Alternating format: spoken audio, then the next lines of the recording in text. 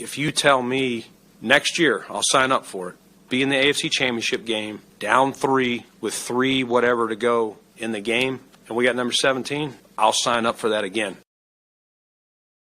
That was Bills GM Brandon Beane, end of season last year. I don't believe him. Because that would say that... It depends. Listen, if you're going to use that, what's the score? 17-14? Now you can't be mad at the defense. 42-39? Now you're mad at the defense. But the game scenario is the same. The same game, which they've admitted through their actions and said it, the defense wasn't good enough. Well, I guess the middle ground is, of course, that you would take it because you like your chances, even if it hasn't worked the last 2 years. I'd still like my chances. That doesn't mean I can't get better. That doesn't mean also they can't win. And I'm not saying that I'm not confident that they could win the game with Allen having the ball.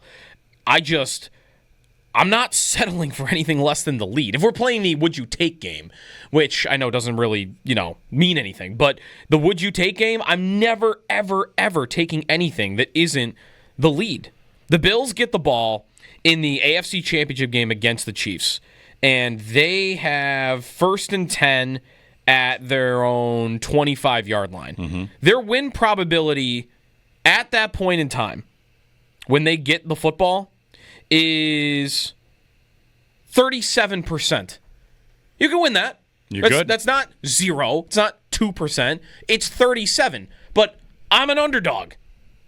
If I have the ball, 75 yards to go, 3 minutes to play, down 3. So I'm not saying you can't win it. I'm not signing up for 37%. What's their win percentage on 4th and 1 before the QB sneak gets stuffed? So that's earlier in the quarter. It's like 52 maybe. They have the ball up 1. It's 4th and 1. 50.2. 50.2 with the ball. Coin toss. 13:01 remaining. If they get a first down there, I bet it goes up to 54, something like that. They get stopped, and it goes down. But here's the thing. Well, not much. I mean, Kansas City only goes to 52.4. Really, that play at the time, it only changed 3%. It's a 1-point game. That's the thing. That's why. If the Bills had scored a touchdown, if they'd scored a touchdown on that drive, are they going for 2? We would debate it. That would have been I would have loved to see what they would have done. Right, would have been very bold. Anyway, whatever. That would you take game. There's more than just that question, though, because there's context. If you have the number 1 offense in football versus the number 7 offense versus the number 22 offense, if your quarterback's a freak show, if you have a matchup they can't stop. Think back to the 13 seconds game. Would you have taken the ball down 3 with a minute left? Yes, because they can't cover Gabe Davis. Right? The game script is going to tell a little bit of the story as well. And in the 13 seconds game, of course, Allen's unstoppable. Would you take down 3 minutes to go in Buffalo? Would it be different if it's the Chiefs? Would it be different if it's the Ravens? Would it be different if it's the Dolphins? This year, I'm trying to think, their come-from-behind wins this year. This year at Highmark, tied late in the game. They took the ball, and they got a long Tyler Bass field goal. In that moment, they weren't exactly great, but they got the job done. Mm-hmm.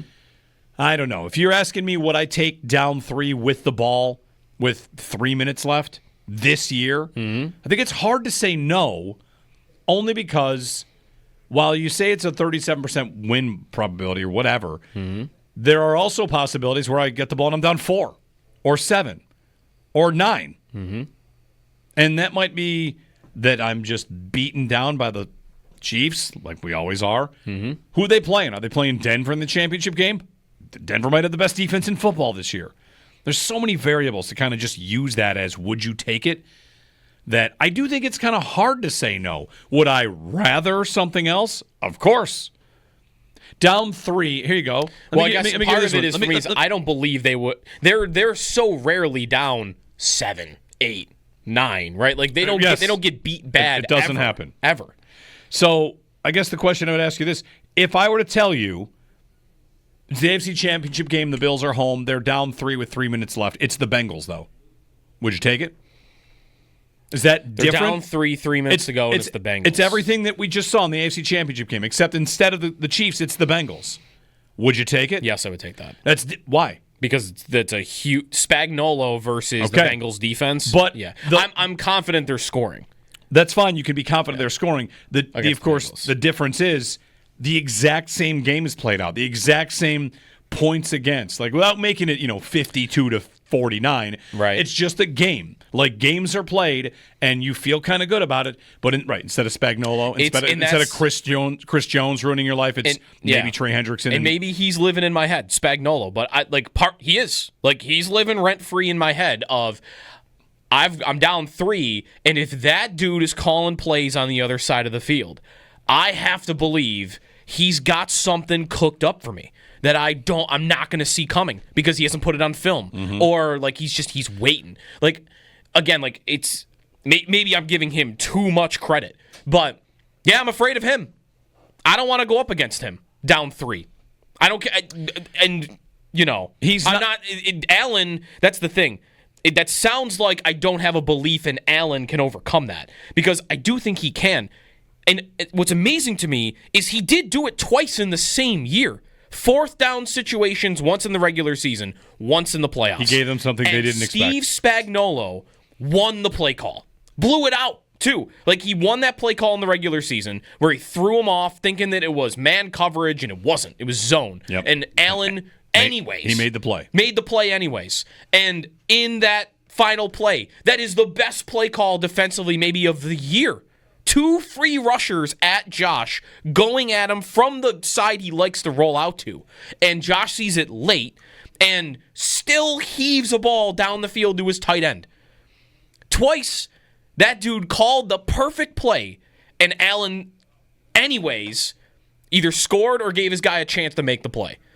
So it's not a disbelief or a distrust in Allen. It's I don't want to go up against that guy. Down 2 years in a row, they've had those situations. So no, I would need the lead just to feel truly confident. I would need the lead.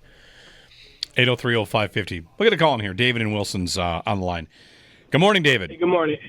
Hey, good morning, guys. A couple of things I wanted to talk about. First not foremost, but first thing is I think one of the things we need to do here before the season starts is find a way to trade Curtis Samuel, because his cap hit with what he's bringing to the team does not coincide.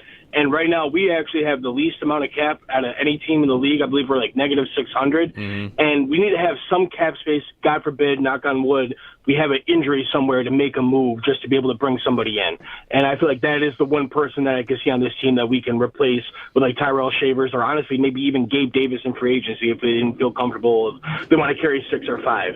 And then the other thing is, I think when it comes to McDermott, he needs to find a way when it comes into those final minutes of a game to be able to manage the game in a much better way. Because when I think back to last season, the game that sticks out to me is the Texans game, in which we throw the ball 3 times within our own 10-yard line, and we give the ball right back to the Texans. They march down and get a field goal. And it's in that situation, it's that should never happen. You should run the football at least the first 2 plays and then throw it on the third. It's those type of game situations.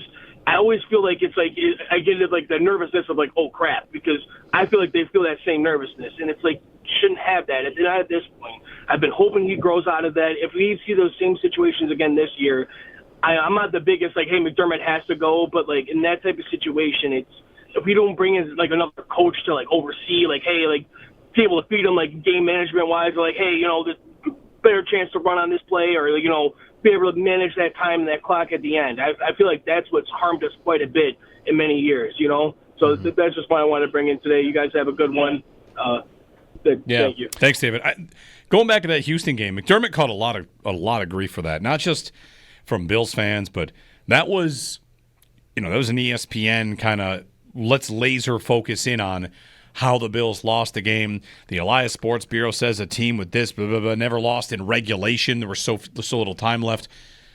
There's also the I don't know, context or reality that did McDermott call the pass plays? Wasn't it Brady that would have called pass plays, or Allen liking a look and throwing it down the field instead of he was not the one that made them throw 3 incomplete passes. Of course, passing the ball that day was very difficult. Allen ends with 9 completions. So, that Houston game, if we're going back to that one, that's to me an example of there's a lot of different ways you could say they lost it. You could blame McDermott. I think you could blame the fact that their receivers they had no Shakir that day, right? He's hurt. That's right. And it's Mac Hollins and what? Coleman had a big catch. Yeah. I pulled up I thought I remember this right. From that game, after Allen throws it incomplete to Mac Hollins down the field on 2nd and 10, the camera goes to McDermott on the sidelines. He's walking up the sidelines, and he's talking into his headset, and it's pretty easy to see. Like, he's saying, we should be going for the first down.